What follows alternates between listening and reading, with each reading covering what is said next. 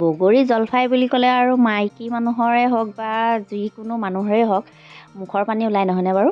আৰু এনেধৰণে ধুনীয়া ধুনীয়াকৈ বৈয়ামত একদম কালাৰ হৈ থকা আচাৰ দেখিলেতো আৰু কথাই নাই। আৰু যি কি নহওক, মই আজি ৰাতিপুৱাই এফালে যাবলৈ ওলাইছোঁ। ভিডিঅ' কৰা নাই, কিন্তু ফটোকে দুকপিমান মাৰি ল'লোঁ। নমস্কাৰ, good morning, welcome back to my YouTube channel Poppy's Crafty হেণ্ডলৈ আপোনালোকক পুনৰবাৰ স্বাগতম জনাই আজি মই আচাৰৰ পৰাই আৰম্ভ কৰিছোঁ মোৰ ভিডিঅ'টো। আপোনালোকে প্ৰথমৰ পৰা একেবাৰে স্কিপ নকৰাকৈ সম্পূৰ্ণকৈ ভিডিঅ'টো চাই থাকিব, তেতিয়া গম পাব মই কি কৰিলোঁ আৰু কি বনালোঁ, কিহৰ কেনেকৈ কৰিলোঁ, কেনেধৰণে মছলা ৰেডি কৰিলোঁ, এইখিনি চাই থাকক। মই মছলাৰ কাৰণে ৰেডি কৰি লৈছোঁ, এইখিনি জালুক লৈছোঁ আৰু ৰঙা দীঘল জলকীয়া লৈছোঁ। এইটো পাঁচফোৰণৰ পেকেট দেখুৱাইছোঁ যে, তাৰ এইটো বাতিৰে বাতি লৈছোঁ, কাৰণ মোৰ আচাৰ বহুত বিশেষ নহয়, জলফাই বেলেগে দিয়াহে। আৰু এইফালে ৰেড চিলি অকণমান লৈছোঁ, হালধিটো জলফাইত সনাই আছে।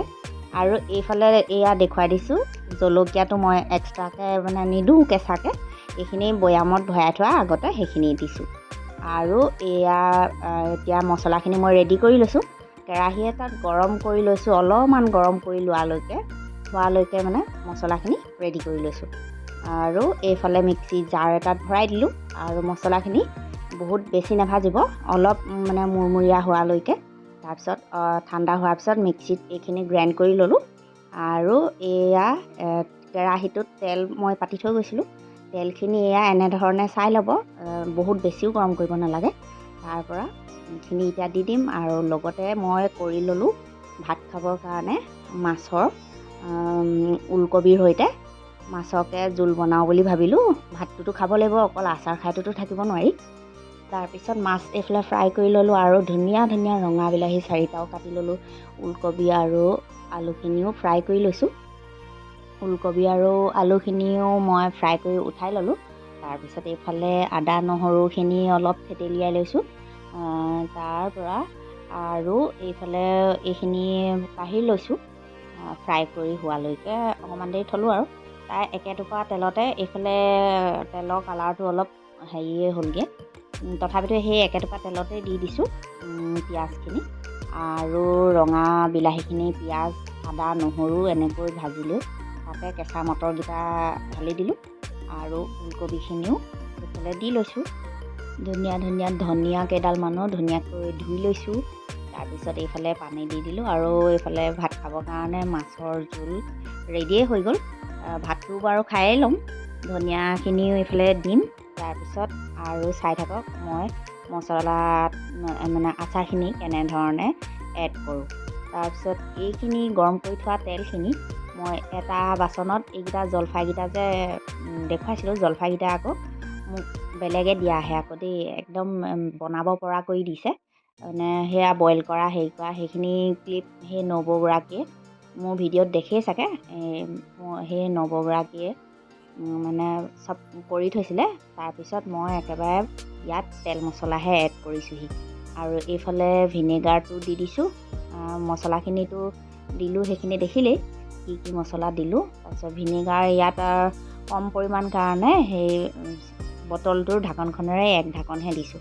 এনেধৰণে বহুত বছৰলৈ একো নহয়, কিন্তু এটা কথা মন কৰিব, বটলটো যাতে একেবাৰে শুকান হয়।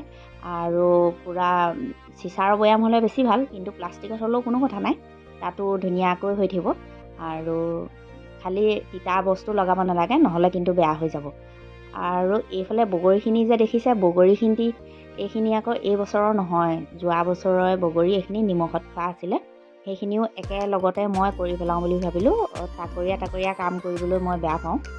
আৰু জলফাইকেইটা দেখিলোঁ 3 টাকৰ, কিন্তু যোৱা বছৰৰ বগৰীখিনি নিমখত থৈ দিছিলোঁ, সেইখিনিও লগতে বনাই পেলাইছোঁ। আৰু এইফালে এয়া এনেকৈ বাচনতে 2-3টা ৰ'দত দিলে এনেকৈ ভাল বনোৱাৰ পিছত। তাৰপিছত এইখিনি ৰ'দত দি দিছোঁ। তাৰপিছত ৰ'দত দিয়াৰ পিছত দেখিব মোৰ আৰু কি আচাৰ আছে, সেইখিনিও আপোনালোকক ভালকৈ দেখুৱাই দিম। এইখিনি চাওকচোন কিমান একগাল বৈয়ামে ভৰ্তি হৈ আছে গোটেইখিনি আচাৰে। এইখিনি খুন্দু জলকীয়া সেয়া ঢলাটো বাদে 3টা বটলত আছে। এইটো বটল হৈ গ'ল গাহৰি আচাৰ, এই অকণমান দেখিছিলে যে। তাৰপিছত এইফালে আমলখি, কোলাটো হ'ল আমলখি, এইফালে বগৰী, এইবোৰ যোৱা বছৰ আচাৰ বনাই থোৱা। এইখিনি আমৰ মিহি মিহিকৈ কটা, এইখিনি অলপ বহলকৈ কটা, এইখিনি মানে তাকৰীয়াকৈ উলিয়াই থৈছোঁ। সেইটো আকৌ মায়ে দিয়া আমৰ আচাৰ। এইটো হ'ল জলফাই আচাৰ যোৱা বছৰৰ, এইটো আকৌ পকা জলফাইৰ আচাৰ। এইখিনি হৈ গ'ল গোল নেমু, নিমখত থোৱা 13 বছৰ হৈ গ'ল এইখিনি থোৱা। মই আহি নতুনতেই থৈছিলোঁহি।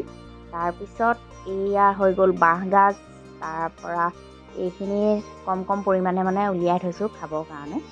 তাৰপৰা এইখিনি ধুনীয়াকৈ এই চিচাৰৰ বৈয়ামটোতে ভালকৈ শুকান কৰি ইয়াত ভৰাই দিম আৰু ধুনীয়াকৈ এইখিনি কিন্তু ৰ'দত লগালগ ঢাকনটো মাৰি নিদিব। ৰ'দৰ পৰা নিয়াৰ পিছত এয়াৰটো যাবলৈ দিব, মানে ভাপ হৈ যাব, নহ'লে গৰম হৈ থাকিলে তেতিয়া ঢাকনৰ পৰা পানীটো পৰিলেও আকৌ এইটো আকৌ মানে ভেকুৰি যোৱাত চান্স থাকিব। সেইটো কাৰণে আকৌ ইয়াৰ যিটো গৰম ভাপটো সেইটো ওলাই যোৱাৰ পিছতহে ঢাকনখন মাৰিব। তাৰপিছত ধুনীয়াকৈ থৈ দিব। আৰু সিফালৰ এইটো ছাইডৰ যিটো আছিলে সেইটো হৈ গ'ল গুড়ৰ আচাৰ, বগৰী, সেইটো দেখলেই থাকিলে। আৰু মোৰ এইটো আচাৰ থোৱা এগাল ৰেগেই বনাই দিছে এক্সট্ৰাকৈ, দেখিছেনে কিমান এগাল আচাৰে ষ্ট'ৰ কৰি ৰাখিছোঁ ইয়াত। আৰু আজিলৈ ভিডিঅ'টো ইমানতে সমাপ্ত হৈছে বুলি ভাবিছোঁ। ভিডিঅ'টো চাই যদি ভাল লাগিলে বা মোৰ ভিডিঅ'ৰ পৰা আপোনালোকৰ কিবা এটা যদি উপকাৰ হৈছে বুলি ভাবে, please like, share and subscribe. Thank U.